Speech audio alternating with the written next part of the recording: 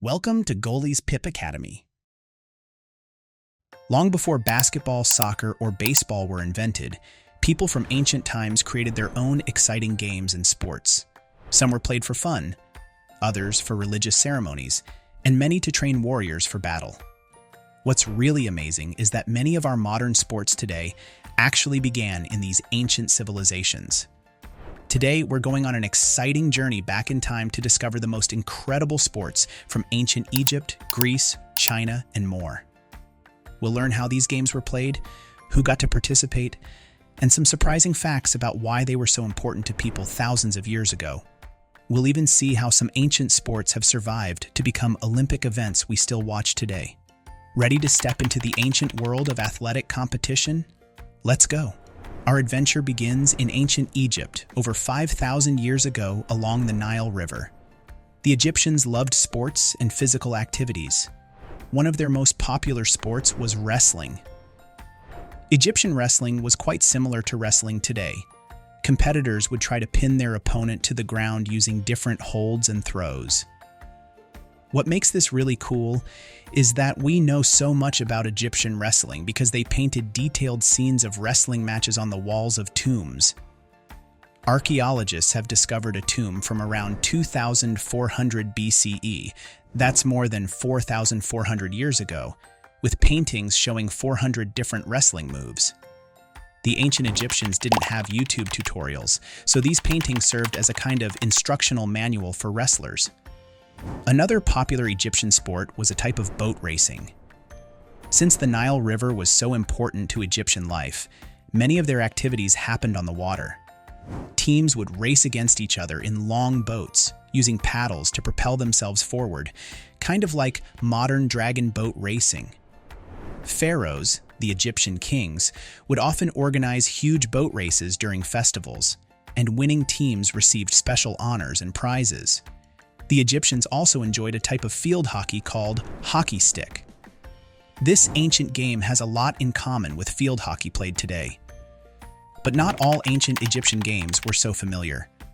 They also played a game called senet, which was a board game with pieces moved according to throws of a stick or bone. They didn't have dice back then.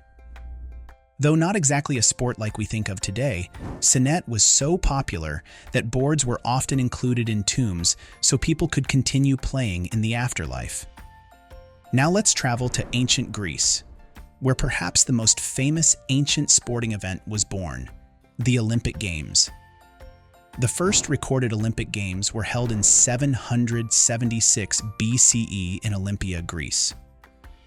Unlike today's Olympics with hundreds of different events, the first Olympics had just one event, a foot race called the Stade, which was about 200 meters long. Here's something that might surprise you. Ancient Greek athletes competed completely naked. Greeks believed competing without clothes showed equality among athletes and celebrated the beauty of the human body. The ancient Olympics were held every 4 years, just like our modern Olympics. During the Games, all wars and conflicts between Greek city-states were paused so athletes could travel safely to compete.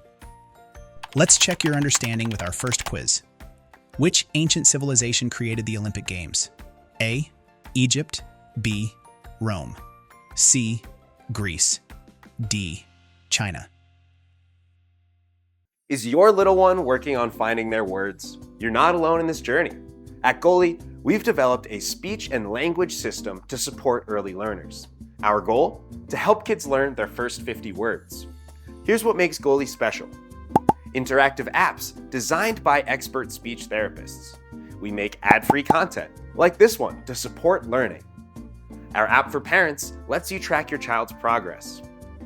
Every child develops at their own pace, and Goalie is here to provide that extra boost. Our system has already helped thousands of families across America support their children's communication skills. Visit getgoalie.com today and use code YouTube10 for 10% off your first purchase.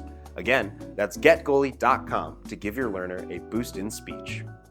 If you said C, Greece, fantastic job. That's right. The Olympic Games began in ancient Greece around 776 BCE and were held every 4 years in Olympia. Now let's journey to ancient Rome, where sports and games were a huge part of life. The Romans loved watching competitions, and they built massive stadiums to host events. The most popular Roman sporting events were chariot races. These exciting races were held in a long oval track called a circus. The largest was the Circus Maximus in Rome, which could hold an incredible 250,000 people. That's more than most modern stadiums today. Charioteers, the drivers, raced at dangerous speeds, making sharp turns while standing in small chariots pulled by 2 or 4 horses. Crashes were common and often deadly, but successful charioteers became celebrities, much like famous athletes today. Roman children played many ball games that might seem familiar. They played a game called Trigon, where 3 players would stand in a triangle and throw a small, hard ball to each other. They also enjoyed Harpastum, a team ball game similar to rugby where players would pass a small ball and try to get it past the opposing team. Let's travel across the ocean to the Americas, where the ancient Maya and Aztec civilizations played a fascinating ball game called Pocatoc by the Maya and Tlachtli by the Aztecs. This game was played with a solid rubber ball about the size of a volleyball but much heavier. It could weigh up to 8 pounds. The game was played on an eye-shaped court with stone walls on either side. Players had to keep the ball in play by hitting it with their hips, shoulders, and elbows. They couldn't use their hands or feet. The goal was to hit the ball through a stone ring mounted high on the wall, which was extremely difficult. Games were often played as part of important ceremonies, and in some cases, the captains or even the entire losing team might be sacrificed to the gods after the game. This shows how seriously these ancient civilizations took their sports. Let's have our second quiz. True or false? In the ancient Mayan ball game, players were allowed to hit the ball with their hands and feet.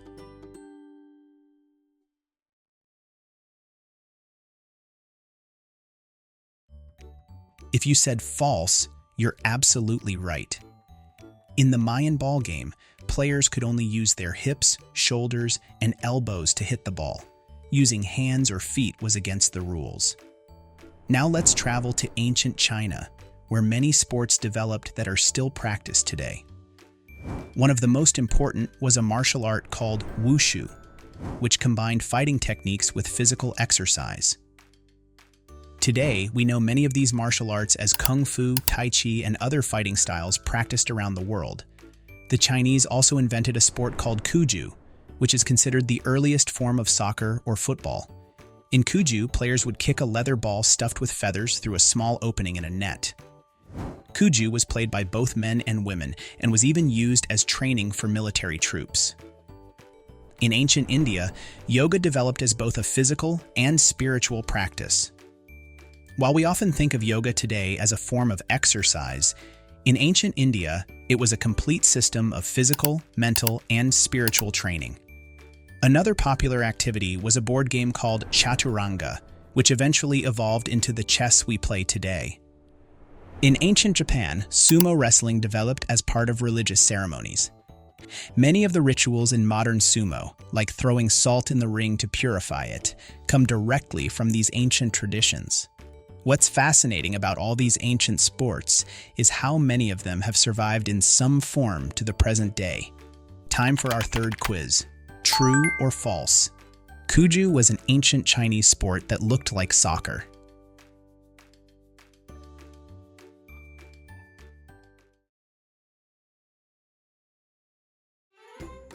If you said true, then well done. That's right. Cuju is one of the first forms of soccer. Modern Olympic events like wrestling, boxing, and running have direct links to the ancient Greek Olympics. Soccer, the world's most popular sport, has roots in games played in China, Greece, Rome, and Mesoamerican civilizations. Even activities like yoga and martial arts that millions practice today began thousands of years ago. Sports have always been more than just entertainment. They've been ways to train warriors, honor gods, build community, and celebrate human skill and strength.